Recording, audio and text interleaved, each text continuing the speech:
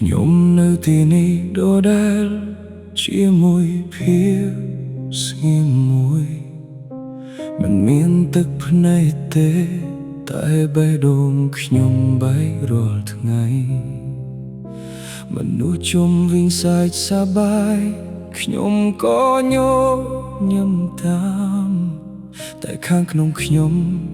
ដូចជាអ្វីមួយកំពុងខូចខ្ញុំចង់យំរងដើម្បីឲ្យចិត្តធូរតែអារម្មណ៍នេះមិនអាចចេញជាទឹកភ្នែកអារម្មណ៍ដែលឈឺបំផុតមិនមែនជាការយំចេញវាជាភាពស្ងៀមដែលបំផ្លាញខ្ញុំរាល់ថ្ងៃគ្មានសំឡេងស្រែកមានទឹកភ្នែកហូរតែការឈឺចាប់នេះកំពុងសម្លាប់ខ្ញុំយឺត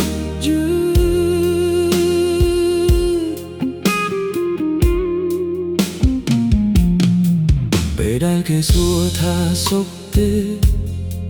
ខ្ញុំឆ្លើយថាធម្មតាព្រោះខ្ញុំមិនដឹងត្រូវពន្យល់យ៉ាងដូចដេកខ្ញុំដើរនៅក្នុងទីភពលោកដូចមនុស្សគ្មានអារម្មណ៍វៃខ្លាយជាស្ងៀមដោយខ្ញុំមិនមានបេះដូ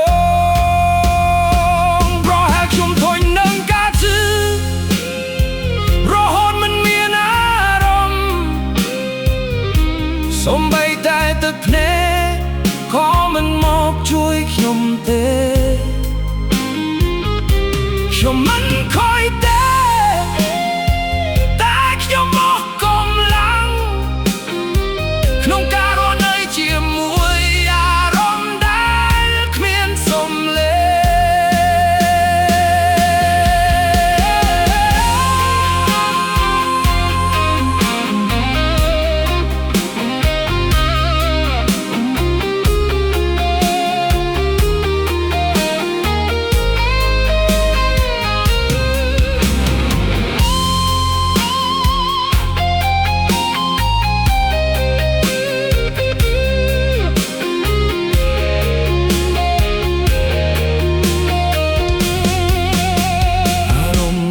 ឈឺបំផុត